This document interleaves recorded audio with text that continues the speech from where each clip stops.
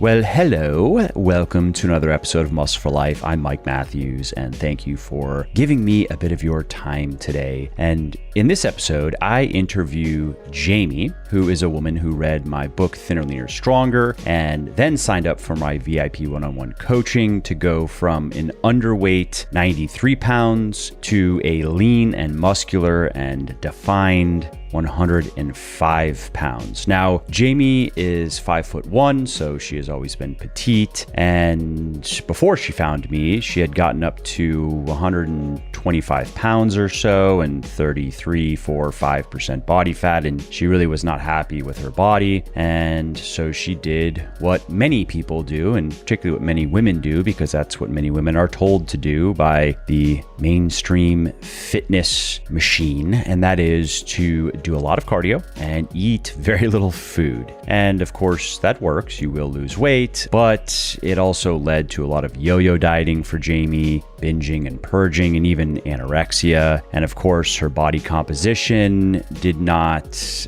benefit from that. As Jamie talks about in this episode, she did accomplish fat loss, of course. She did get her body fat percentage to a low number, but she also lost a lot of muscle. And that's, of course, very unhealthy, and was underweight and had lost a lot of bone density. This turned into full-blown osteoporosis, actually. And so her doctor said she had to gain weight. And that's when Jamie discovered strength training and found my work and learned for the first time what it really took to get the body composition that she wanted, how to gain lean muscle, how to eat right so you don't just pile on fat, and then how to maintain your ideal body composition. And like many women I've spoken to over the years, probably the most important revelation for Jamie is how important weightlifting is. Or I guess you could say resistance training, but weightlifting is the most effective form of resistance training you can do. Previously, Jamie had stayed away from resistance training and weightlifting in particular because she was terrified to gain weight and to end up looking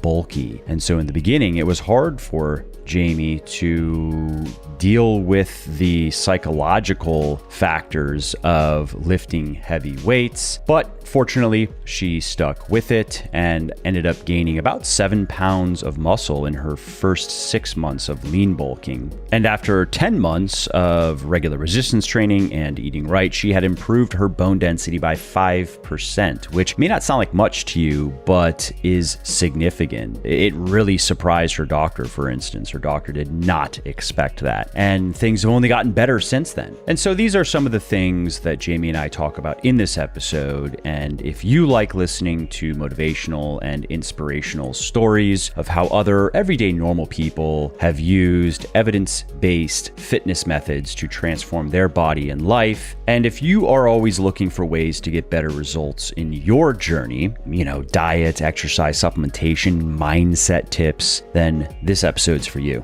Also, if you like what I'm doing here on the podcast and elsewhere, definitely check out my VIP one-on-one coaching service, because my team and I have helped people of all ages and all circumstances lose fat, build muscle, and get into the best shape of their life faster than they ever thought possible. And we can do the same for you. We make getting fitter, leaner, and stronger paint by numbers simple by carefully managing every aspect of your training and your diet for you. Basically, we take out all of the guesswork, so all you have to do is follow the plan and watch your body change day after day, week after week, and month after month. What's more, we've found that people are often missing just one or two crucial pieces of the puzzle. And I'd bet a shiny shekel it's the same with you. You're probably doing a lot of things right, but dollars to donuts, there's something you're not doing correctly or at all that's giving you the most grief. Maybe it's your calories or your macros. Maybe it's your exercise selection. Maybe it's your food choices. Maybe you're not progressively overloading your muscles, or maybe it's something else. And whatever it is, here's what's important. Once you identify those one or two things you're missing, once you figure it out, that's when everything finally clicks. That's when you start making serious progress. And that's exactly what we do for our clients. To learn more, head over to www.buylegion.com. That's buylegion.com/VIP and schedule your free consultation call, which, by the way, is not a high pressure sales call. It's really just a discovery call where we get to know you better and see if you're a good fit for the service. And if you're not, for any reason, we will be able to share resources that'll point you in the right direction. So again, if you appreciate my work and if you want to see more of it, and if you also want to finally stop spinning your wheels and make more progress in the next few months than you did in the last few years, check out my VIP coaching service at www.buylegion.com/VIP.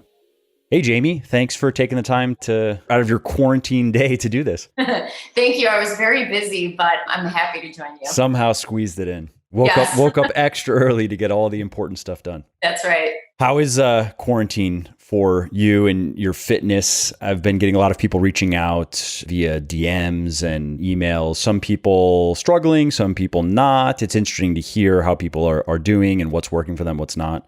Yeah, actually, Harry Barnes is my coach, and I have kept everything going. I actually have all of the equipment I need in my house. You're one of the lucky ones. You're one of the privileged few. I don't even have a proper home gym set up. I went looking too late. So it was early on when, I don't know, I maybe started looking in the beginning of March, where I was like, oh, this is going to be a thing. Not too late. Yeah. Oh no. Yeah. I have a squat rack and we have everything, literally. Like, I don't have to leave my house for that. I even have a Peloton bike, which is amazing. That's great. So I actually, as soon as I knew we were going to be quarantined, and I think Harry was floored, I said, I think I'm going to bulk while I do quarantine, since nobody's going to see me. Yeah.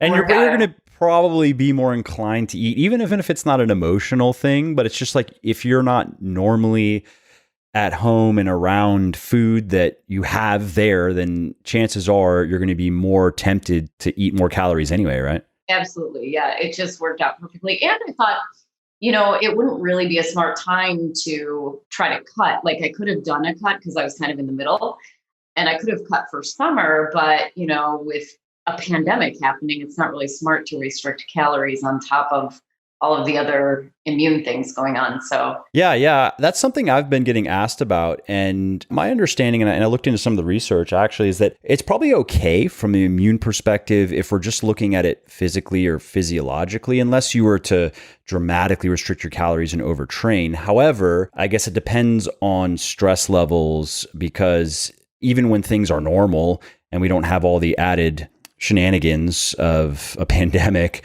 remaining in a deficit, there is a period where it does start to put more stress on your body. And even if you're not a high stress person, you start to notice it. So that's what I've been telling people is, like, if you are not stressed right now generally, and you feel okay and you want to go into a deficit, that's fine.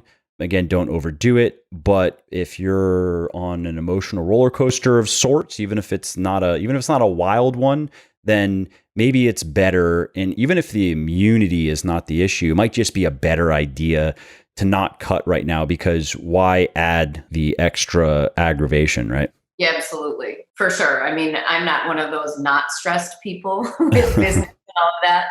And I think it's great. You just have to know yourself too. Totally. So how has your lean bulk been going?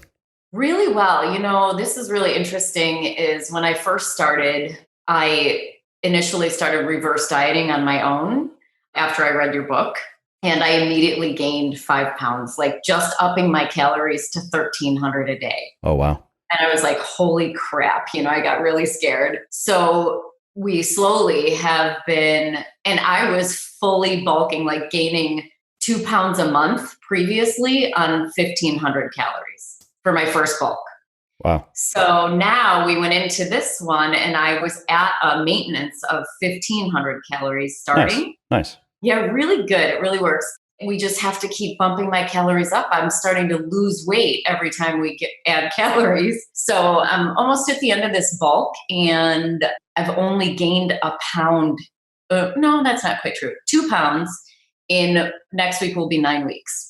Nice. So I think really successful. That's pretty optimal considering that you're not a newbie anymore. Right. So you wouldn't expect to be gaining like a pound a week or even a half a pound a week. Yeah. So no, it's really good. I'm really happy I did it. And I have not gained much body fat at all with it. My waist is the same size as when I started. That's great. And have you seen an increase in your strength in the last couple of months? Absolutely. Actually, overall, and a decrease in like just feeling fatigued and injury. I'm feeling super strong. So Yeah, that's great. That's the fun part of, at least as far as the training goes, absolutely. is when you are just full of energy, your entire workouts, like you work hard and then you end a workout and you feel like you could do it all over again. And I hear that in particular from women who have never, it's more common for guys to have been into heavy weightlifting, one, and two, to have done some sort of bulking, even if they do it wrong. Whereas many women who are at least getting into this newly have not done much in the way of serious resistance training, and certainly not done much in the way of controlled, intentional overeating Yes. as a plan. Right. And so it's fun to hear from women who go through that experience that you're experiencing, where you're like, and I guess we'll get a sense of this is when we rewind and hear your story. But whether this is your first time doing it properly or not, it just is. It's surprising to many women I've spoken to over the years, because they're a little bit, at least when it is their first time going to a lean bulk, sometimes they're a little bit anxious, like the idea again of purposely overeating, purposely gaining weight. But of course, now that they're confident in their ability to drop fat, they're confident in how they're going about it, and that it's not going to be a major episode of fat gain. And then they can just enjoy it and then really find it rewarding to be able to train hard and enjoy all the benefits of mild overfeeding, basically. Yeah, for sure. Let's rewind to before you found me and my work. What were you doing in your fitness? And that would be your diet and your training. And what was working? What was not working? How did you find me? What solutions were you looking for? Okay. Before I found you, back into my 20s, I did some dabbling in weightlifting. Never a structured program, never progressive overload, was just kind of following my boyfriend around and doing whatever he did. And actually, when I was in my 20s, I was a spinning instructor and I taught kickboxing. So I was definitely into fitness, but way more cardio based. I never did any sports or anything growing up. And I was always super, super thin. I'm pretty petite. I'm 5'1", and starting your program, I was 91 pounds. And I was that thin actually in high school till about my sophomore year. And I could eat like so much food, and all of a sudden I couldn't. I started gaining weight like crazy, and I really just had no idea what to do. So I got some fitness magazines and I started walking, and I started dieting. And I didn't count calories back then, but I just restricted how much I was eating, basically cut it in half. And back then, it was the 90s and fat was the devil. So I didn't eat any fat, and I was just really calorie restricted. And I wound up losing, I was like 125 pounds at that time I went up to. And at that weight, I was around 35% body fat. I remember having it tested my freshman year in college, and I was like, holy cow. So, it took me a couple of years to lose that weight, and I knew how to lose weight. I didn't really know how to maintain my weight. So being that restricted for so long, I started binging and then restricting and then binging and then restricting. And of course, I went back to like a weight that was somewhere in the middle and wasn't super happy with how I looked or how I felt. And, of course, my doctors all said, you should never weigh less than 100 pounds. And I'm like, okay, but at 100 pounds, my body fat without lifting weights at that time, 105 pounds, my body fat was like still 28%, 29%. Yeah. They were probably saying that based on BMI, I'm assuming. Yeah, they were basing it on numbers without actually looking at me, and absolutely BMI. So. Or the wrong numbers. BMI is fine when you're looking at a population, but when you're looking at an individual, you have to look at body composition. You know this, but this is, again, one of the first lessons that I like to teach people who are new to all of this is body weight is fine, tracking your weight is fine, but we really want to look at your body composition and let your weight fall wherever it's going to fall. Because in your case, what do you weigh now? Now, after lifting with you and Harry as my coach for a year and a half, I weigh 105. Yeah. And the difference though of 105 now versus 105 then, I'm sure is night and day, right? In terms of like when you look in the mirror and you're like, what do I see? Yeah. So then it was 105 body fat of probably 28%. Yep. And now it's 105 at the end of a bulk with a body fat of 20%. Yeah. So that's a huge change in body composition. Absolutely. And if you were to look at now your physique, if you wanted to get very lean, so let's say something that maybe wouldn't be sustainable, but you wanted to do for a photo shoot or something, right? And so for women, that's probably 16%, 17%. Again, not the best place to stay probably, but not unhealthy if you just want to get there healthily and then maintain it for a little bit and let yourself come back to a more comfortable settling point. But if you were to do that, then your weight would dip. You'd be under 100 pounds. Oh no, but you'd be perfectly healthy. There's nothing wrong with that. Absolutely. Yes. Yeah. So, okay. So that's where you were at. So you were in this middle place where now you weren't technically underweight by BMI, but you also weren't happy with your body composition. Right. Well, then fast forward a little bit, I had twins. Oh, they're now 10 nice. years old. Yeah. And that's an efficient way to have a couple of kids. yeah, seriously. Right. And I had my twins when I was 36. And I actually, in my 20s, I'm also a physician assistant. I retired from that healthcare field. But in my 20s, when I was in PA school, I had a DEXA scan. And at the time, or I was probably 26, I knew then that I had osteopenia or low bone density. And, they just said, your bone frame is so small. And I really do have a very petite structure. You're just kind of high risk. And then, going from anorexia or not eating enough for several years obviously contributed significantly to that. So sure. Fast forward, I have twins and I'm using intuitive eating, really the first time in my life that I felt like pretty comfortable with how I was eating. And my weight went down like 92 pounds and I looked amazing. I was like, yes, this is awesome. And I was doing just yoga at the time and, taking care of my kids. I broke my thumb actually, I think probably when they were 3 or 4 and I had to be in a cast and I couldn't do yoga. So I started doing some Beachbody programs. Actually, I was doing 21-day fix and those, and I would just hold the dumbbell in my cast. And I really liked it. You didn't get sick of how your cast smelled after a bit? I actually paid and made them keep changing it. Oh, smart. I didn't think of that. That's smart. I fractured my wrist when I was like 20 playing football. I was in a full arm cast for 6 weeks. And so I was working out for the first couple of weeks. And then I was like, I can't do it. This is too disgusting.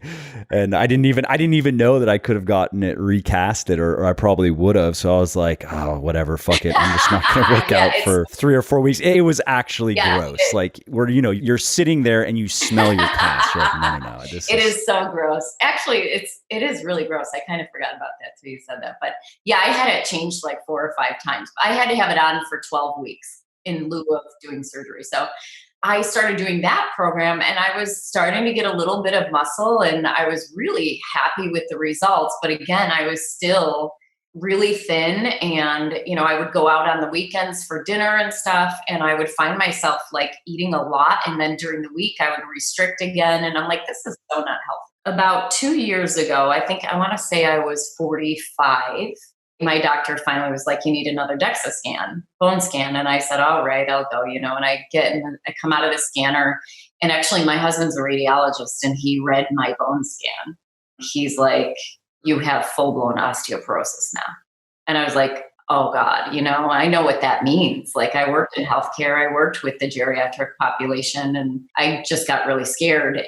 Yeah, I mean, that plus muscle weakness is a recipe for disaster as you get older. Yeah, I mean, it's like, it's got a huge morbidity rate, mortality rate with it. It's really scary. So I went back to my doctor and she looked at me and she said, you qualify for monthly IV infusions for bone growth, or, you could gain like 20 pounds.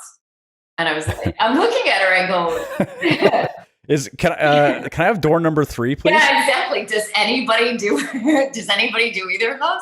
And I said, would you do IV infusions at my age? Like I'm premenopausal. And she's like, no. And I said, okay.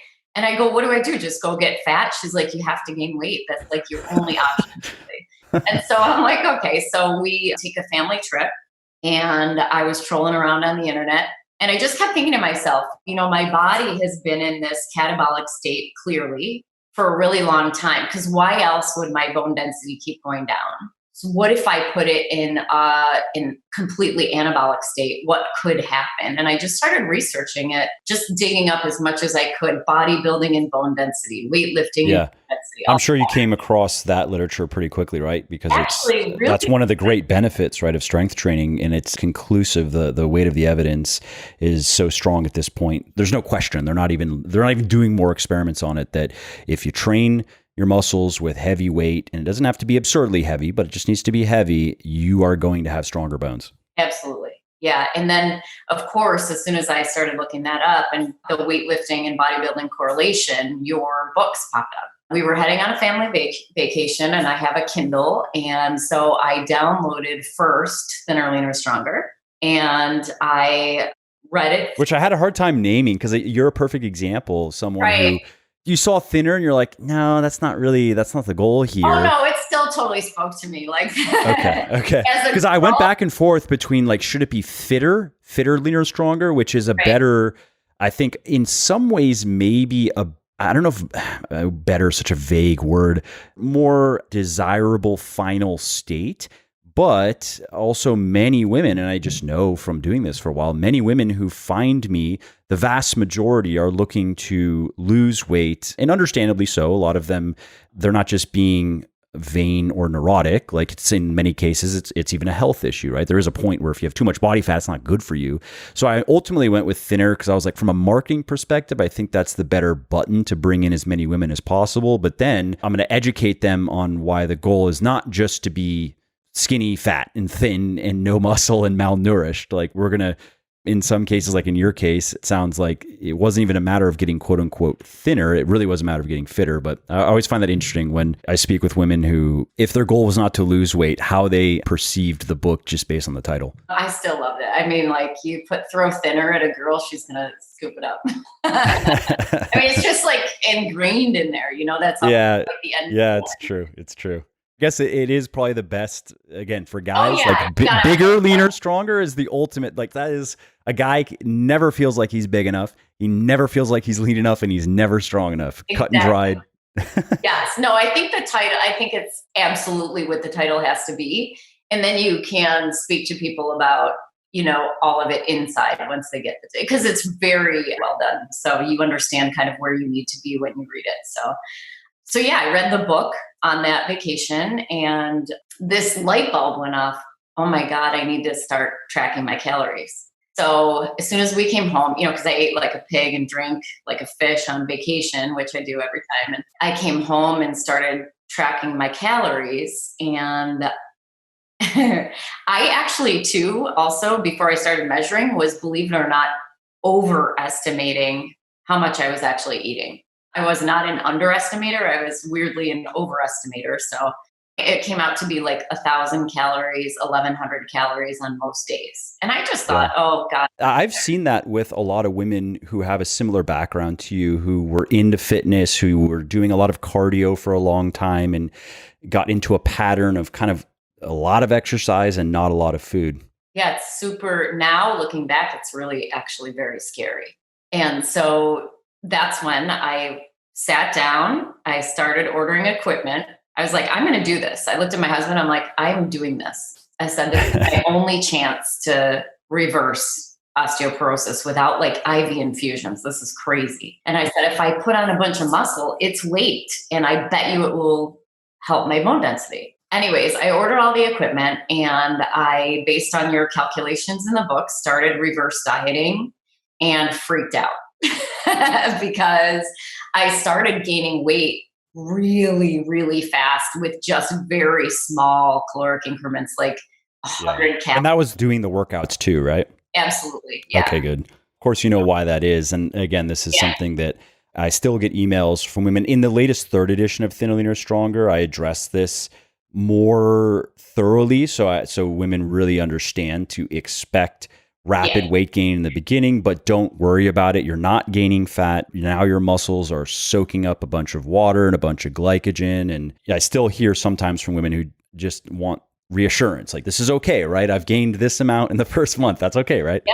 Yeah. It was really scary, but I started catching myself restricting my eating again. And I just knew it was like a turning point for me. Well, I know this is actually it's gonna feel like it sucks. And if I leave it in my own hands, I won't do it because it's super scary for me. And I can't, like, every time the scale would change a way I didn't want to see it, I would get scared and restrict again. And I'm like, okay, you know what? I got to get this done. And then I reached out to your coaching service. Oh, nice. And then, so you find your way to Harry. Then we put together, obviously, meal plans for you and training plans that are specific to you and your goals. I'm sure something similar to what's in the book, but we always look to make them as customized as possible. Yeah, it was really customized. I have a few old injuries that, I needed working around. And at that time was actually still doing a little bit of a restricted, like a gluten-free diet, but eventually went off that. I just want to eat like a normal person again. All these restrictions I had about food, which were really just crazy at this point, like, I can't believe I had so much around food, and Harry was really great with that food and eating. And yeah, so he wrote up my plans. He told me exactly how many calories I needed to eat, exactly what they would look like, meal plans, workout plans, and also, really importantly, exactly what to expect, like his projected expectations for weight gain, all of that, so that I was like fully prepared and knew that this was part of the plan.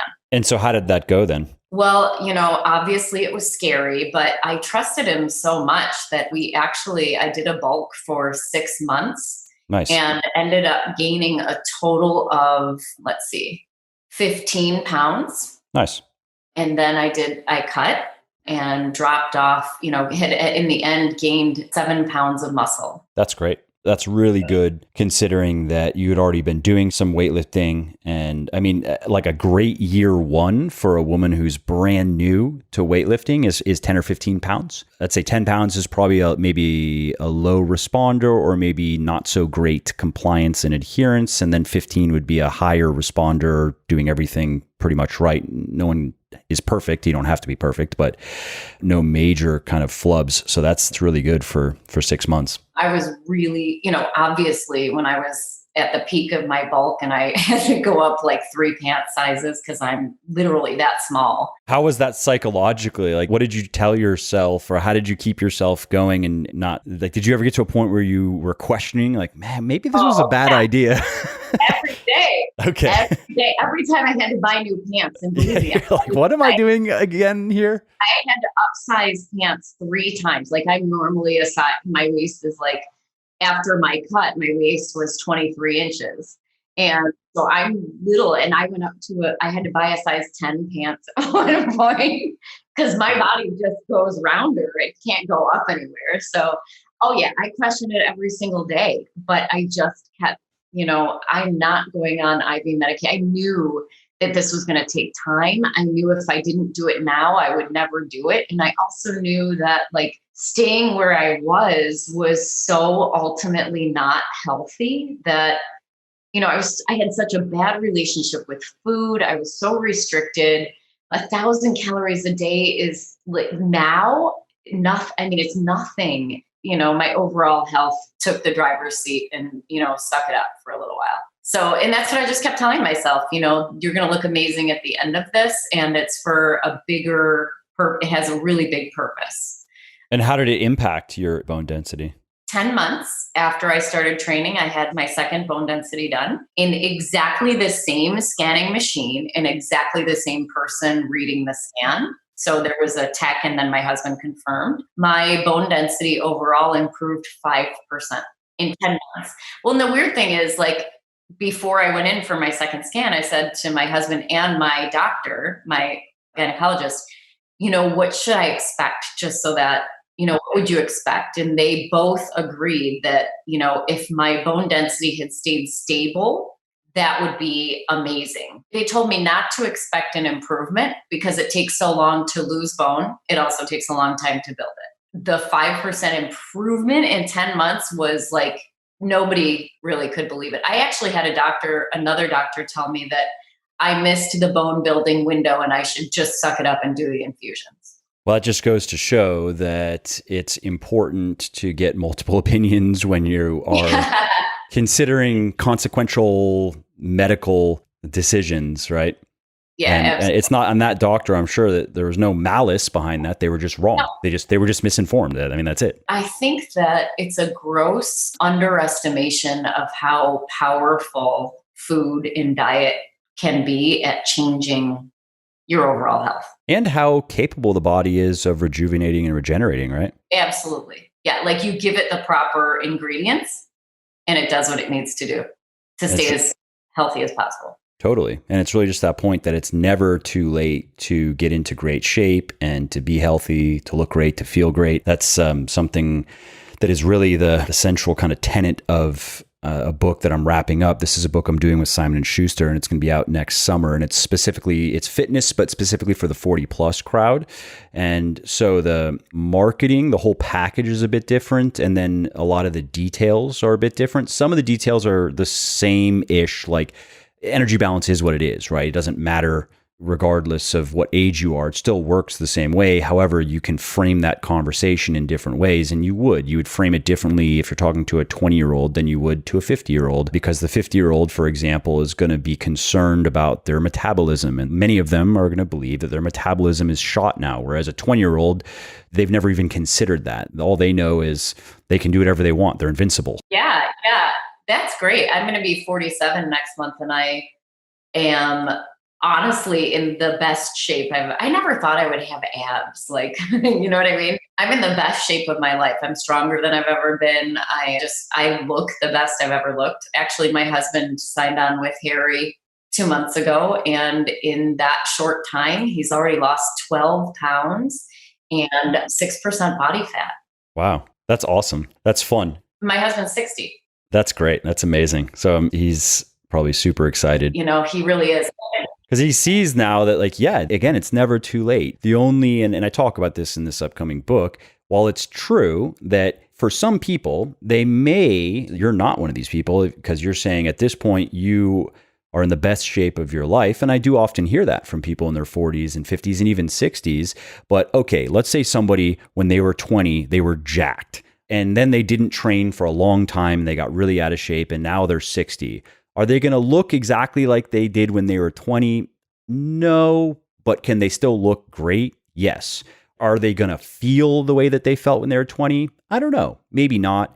But they're still going to feel great. You know what I mean? So it's never too late to get to great. It might be too late for some people to get to what great was when they were an invincible 20-year-old, you know? Yeah, that makes sense. But that's a matter of expectations, and there's nothing, that's like a so what, you know what I mean? It's like, I look at it in the context of athletes, right? So a great athlete who is, let's say, 40 years old is never going to be as good as they were when they were 20. If, let's say, you have someone who is a professional athlete in their 20s and now they're 40, they're never going to be as good as they were when they were 20, but they still can be great by objective standards, period, and relative standards for their age. And so fitness is similar in that way.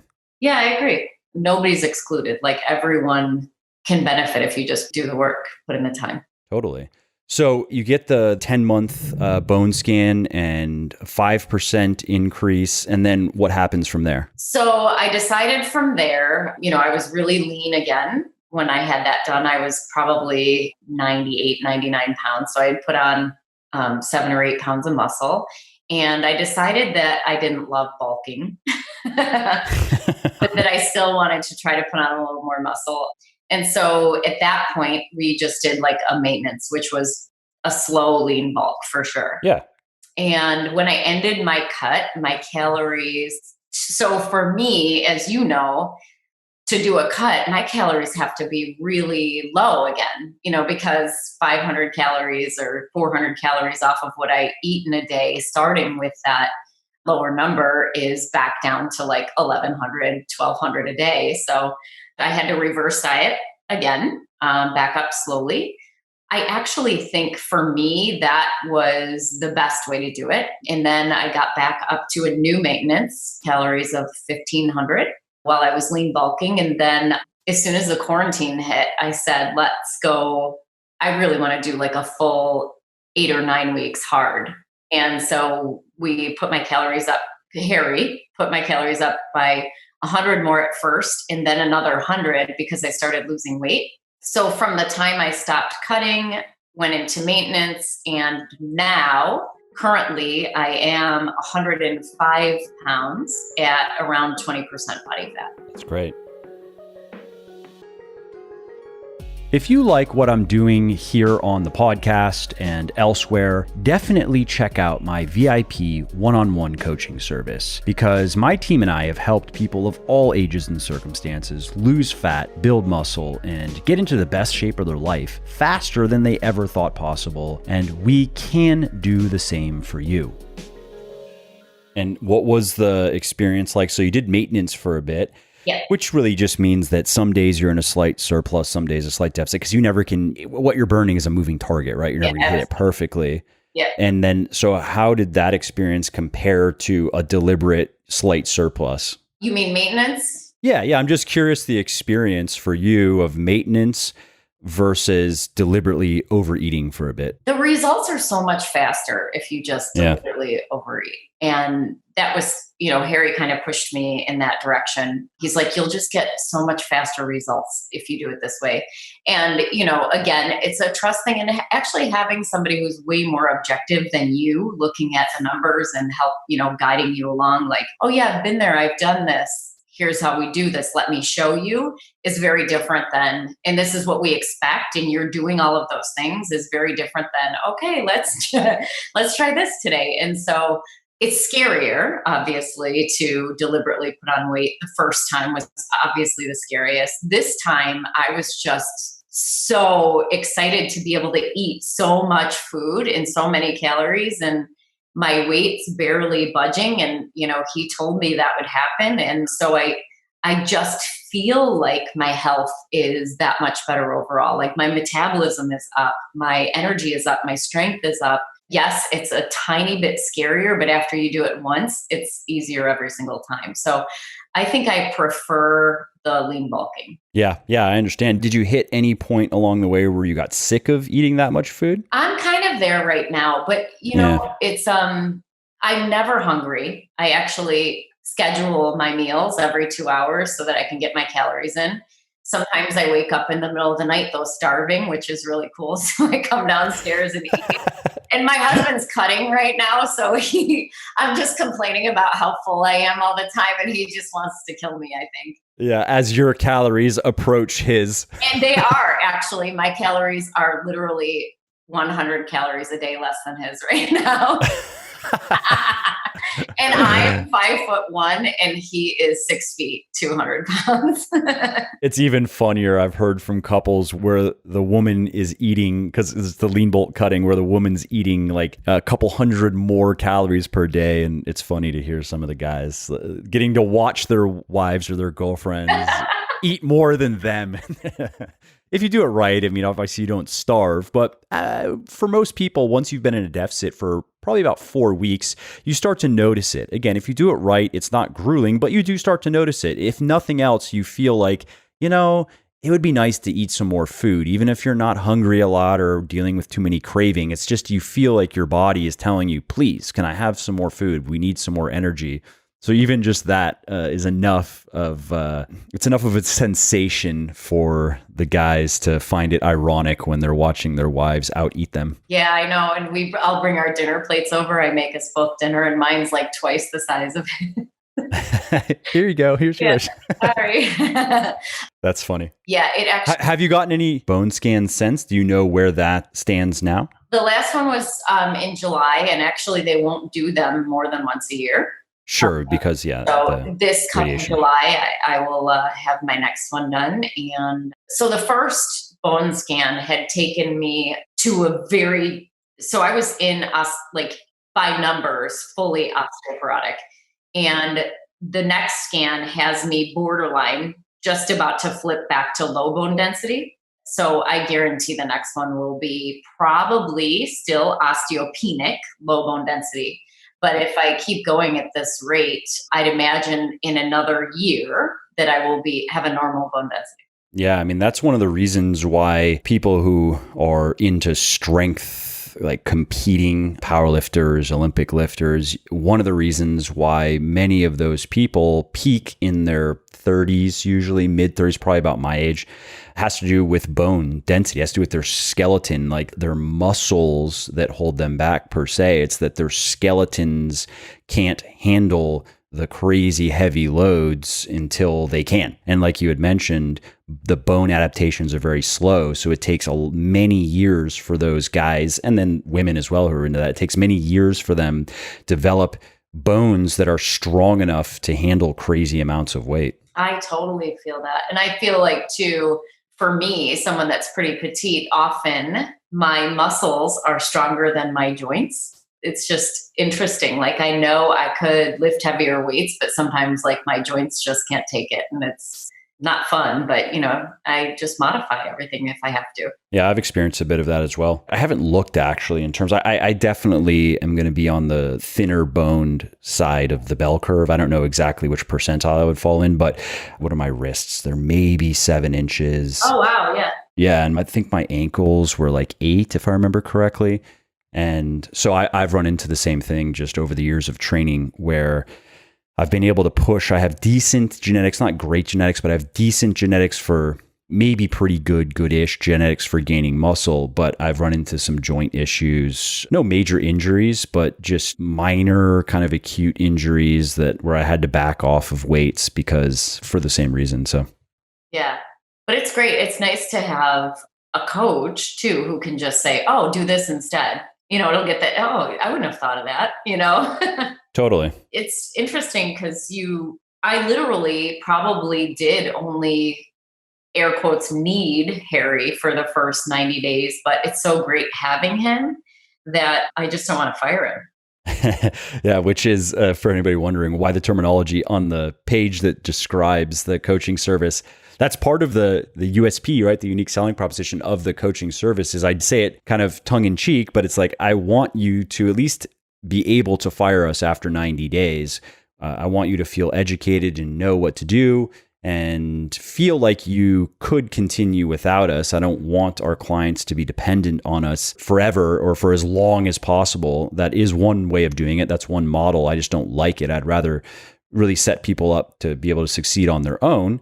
And then many people, though, do exactly what you're doing, where they get into a groove and they just enjoy it enough and they enjoy working with their coach enough. And, so they just continue and then make good use of it, like you are saying, okay, let's try this now. Okay, let's try this now. So you're accumulating these experiences and you are getting help from Harry that will serve you at some point if you want to say, all right, I think the next 6 months or whatever, here's what I'm going to do. I know what I need to do, where you then are really prepared for it. So that's cool. Yeah, I do. I feel like I'm very well prepared for me. I just like it's also having the ease of, I open my workouts and I know my targets for the day and, yep. I know my calories and I know it takes all the guesswork and the thinking out of it. Yeah. And like you had said earlier, it's nice to have somebody objective too, who is going to look at it from, okay, objectively, what would be best here? And then you factor in the subjective, which would be how, for example, like you mentioned with joints, if objectively, let's say this would be probably the right thing to do with the training, let's go in this direction. But if you were like, well, here's what I'm running into, it's nice to then have somebody say, oh, okay, well, here, let's change it. Let's do this. And as opposed to sometimes, I've even run into this myself where when you're programming yourself, where you wonder sometimes, are you biased, even if it's like trying to train too hard? I've done that before, more so than trying to ease off the gas too much. Like I remember just a couple of years ago, I would train to the point of where I'd go past the point where I should have deloaded, where I'd be like, I probably should deload right now, but I want to try to go one more training block. Again, no major consequences, but one thing I've noticed since changing that, going from that kind of auto-regulating with deloading, but allowing myself to go a little bit too far, to consistently deloading like on a schedule that makes sense given the science to support deloading. One of the things I've noticed, for example, and there are many factors that could contribute to this, so I can't say it's just deloading regularly and properly, but I haven't gotten sick, and I'd have to keep a spreadsheet, but it's probably been a year or so, maybe even longer. Whereas previously my deloads would often coincide with I would get a cold or something, and that would turn into my deload. So it's nice to have somebody too that isn't going to have any of the inclinations maybe that we all have to move outside of what's optimal. Yeah, a couple of times I have definitely overtrained, for sure, not stopped 1 or 2 reps shy of failure. Like I, in the beginning, was like all in, I'm going to kill every workout. I'm going to kill myself. And I ended up getting, minor injuries, like my forearms would throb at night and, little stuff like that. And it was pretty evident early on that I also need a deload scheduled every 8 weeks right now, and when I'm bulking in a calorie surplus, I don't feel like I need it as much, but I still take it. Yeah, that's smart.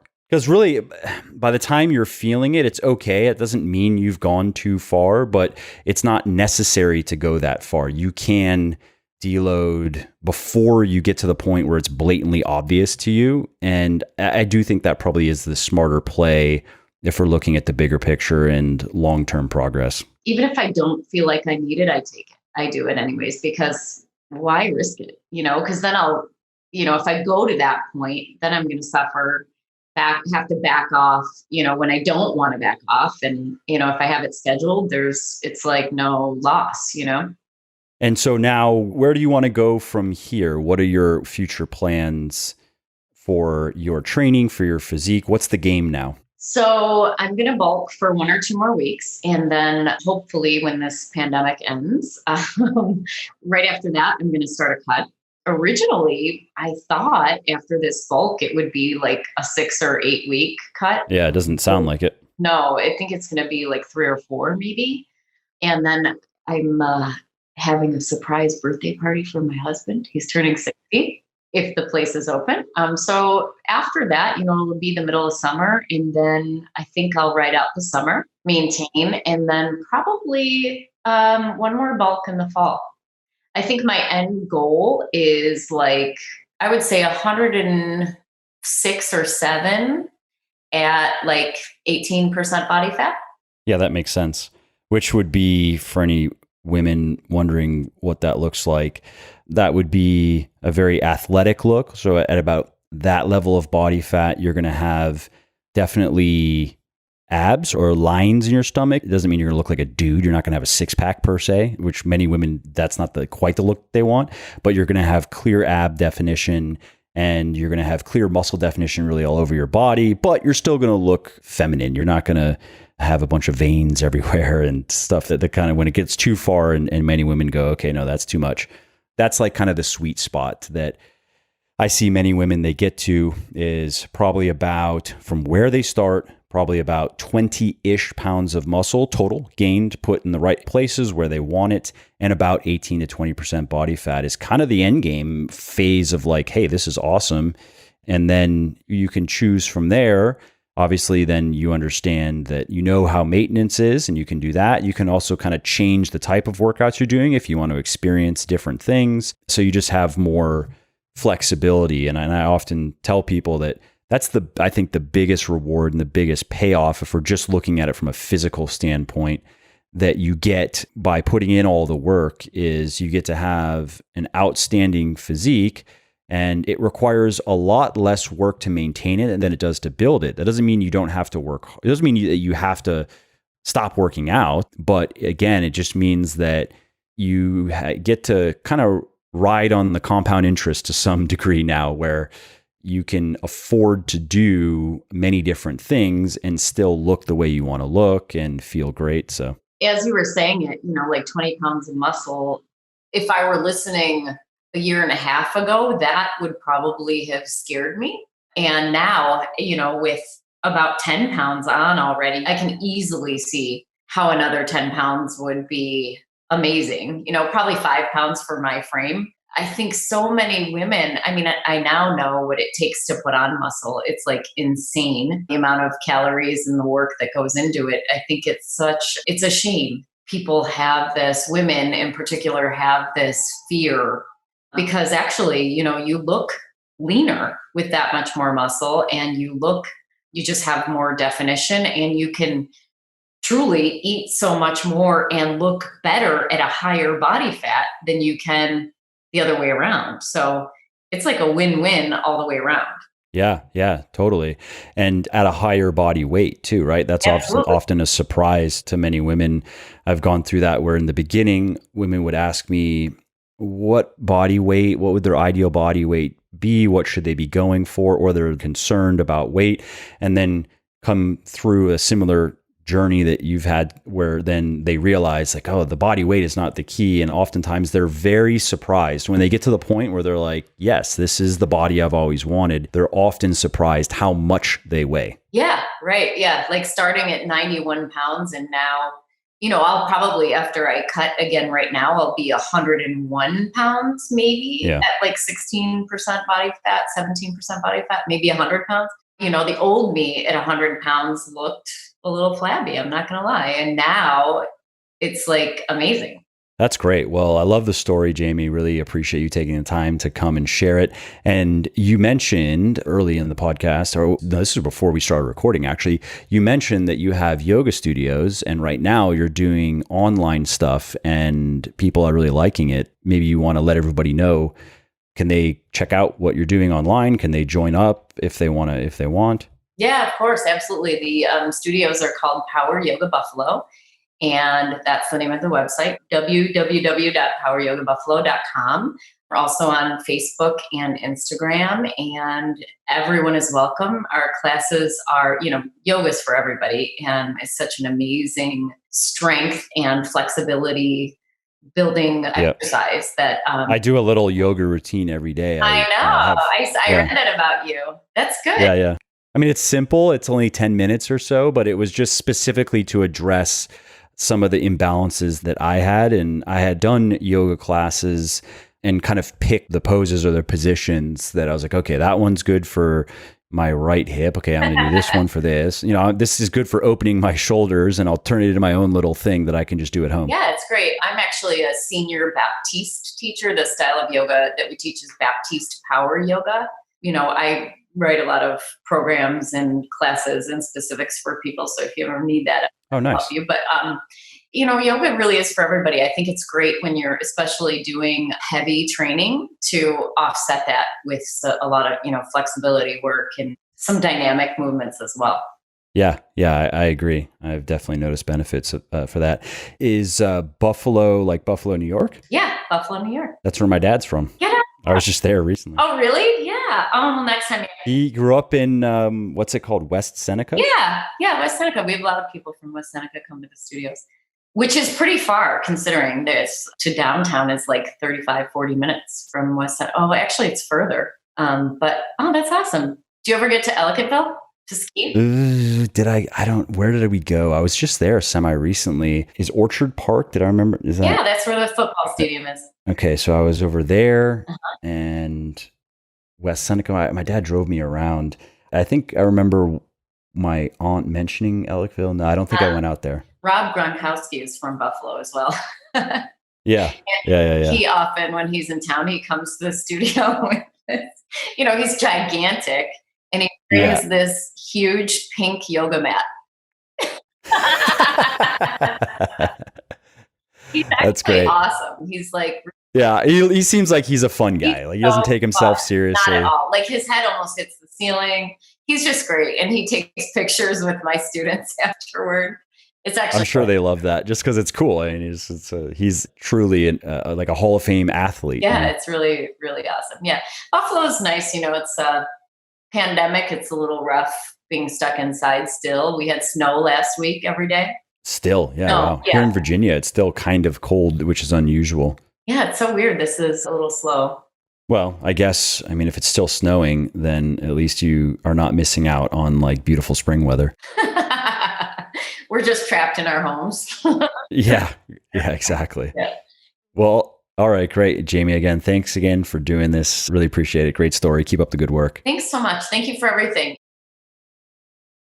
All right, well, that's it for this episode. I hope you enjoyed it and found it interesting and helpful. And if you did, and you don't mind doing me a favor, please do leave a quick review on iTunes or wherever you're listening to me from, in whichever app you're listening to me in, because that not only convinces people that they should check out the show, it also increases search visibility, and thus it helps more people find their way to me and learn how to get fitter, leaner, stronger, healthier, and happier as well. And of course, if you want to be notified when the next episode goes live, then simply subscribe to the podcast and you won't miss out on any new stuff. And if you didn't like something about the show, please do shoot me an email at mike@muscleforlife.com, just muscle, F-O-R, life.com, and share your thoughts on how I can do this better. I read everything myself, and I'm always looking for constructive feedback, even if it is criticism.